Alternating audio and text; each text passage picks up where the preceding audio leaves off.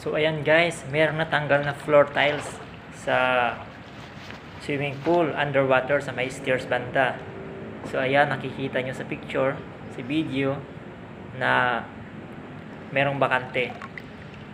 So tinanggal ko muna yung mga natirang simento or grout para malinis.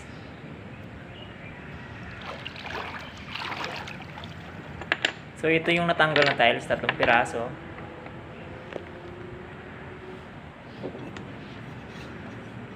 Kumuha ako ng maliit na piraso ng tiles na paghahaluan ko ng epoxy.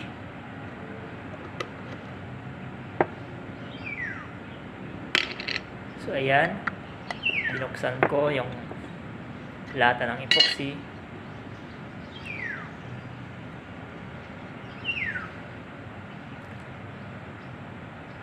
So kailangan haluin yung A and B ng epoxy para tumigas.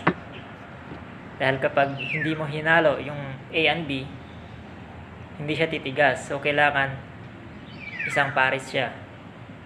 A and B ang hihalo natin.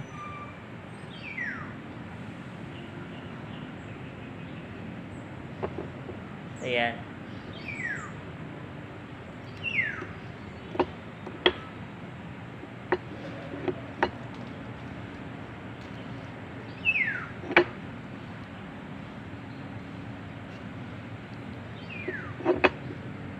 So haluin natin dahan-dahan para hindi kumalat.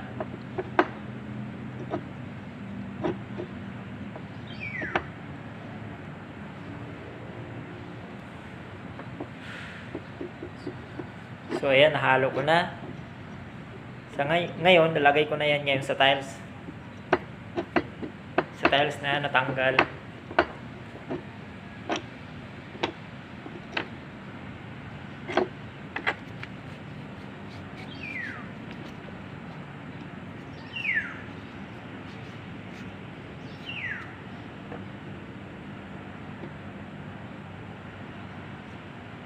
Ayan.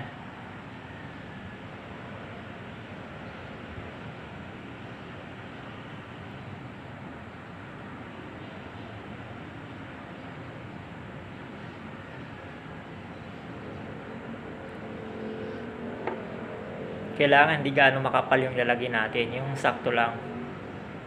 Para hindi bumukol yung tiles na ikakabit natin.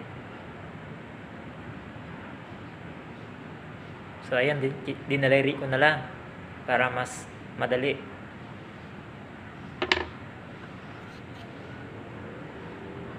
Yan naman yung pangalawang tiles. Ayan.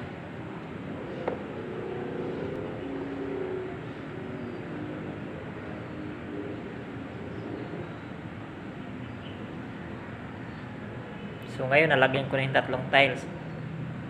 Pwede ko na siyang ikabit sa underwater, sa flooring.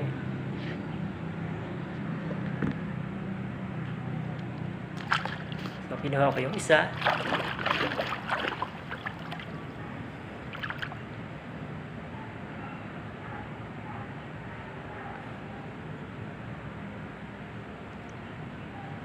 Ito yung pinakamadaling, ito yung easy way na kung paano mag-repair ng mga natanggal na tiles. Ayan, inalapat ko na sa sahig. Kasi kung i-drain natin yung tubig sa pool, sayang naman. Kaya ito yung naisip ko na idea. Kaya gusto ko lang i-share sa inyo sa ganitong paraan.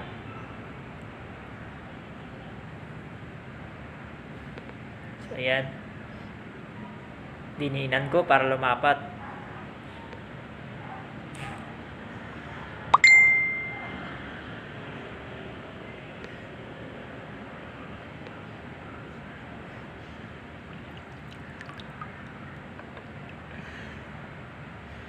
So ito yung pangatlo.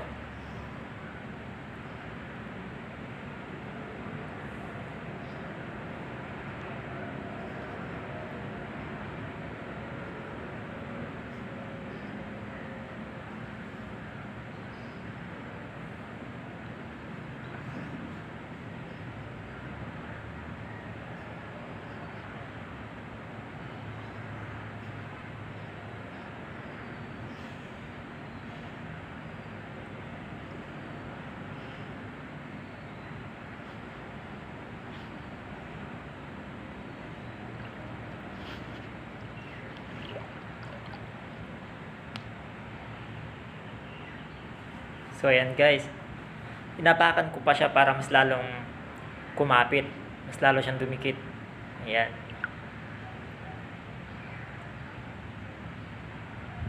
Para mas lumapat, pumantay ang kanyang tiles.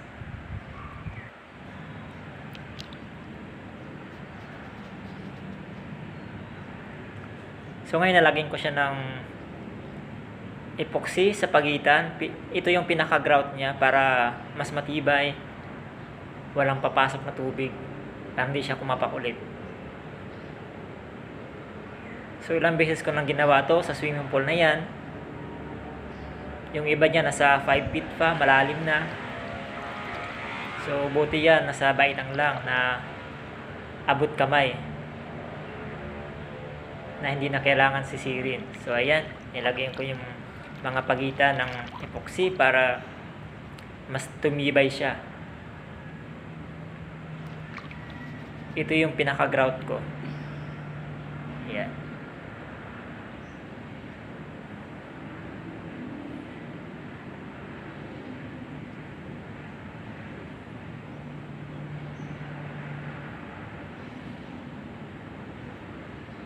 So dapat yung ilagay natin yung sakto lang, yung sapat lang sa pagitan para hindi makalat.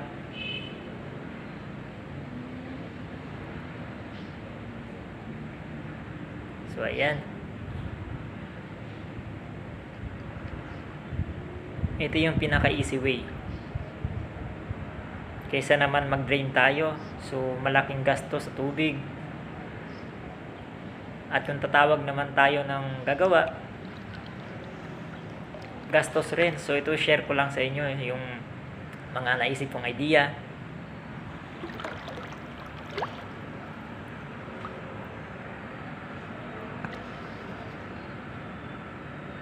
So napakadali lang gawin. Lalo pag sa ganitong mababaw lang, abot kamay, hindi mo na kailangang sumisid. So madali lang. Ayan.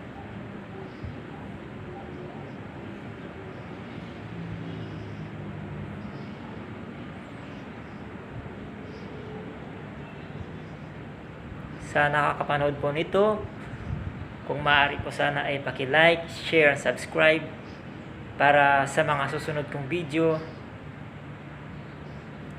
At marami pa po akong i-share sa inyo na mga idea, mga sa tulad ng mga repair. At susunod kong video is abot naman sa electrical. So ngayon, ito muna yung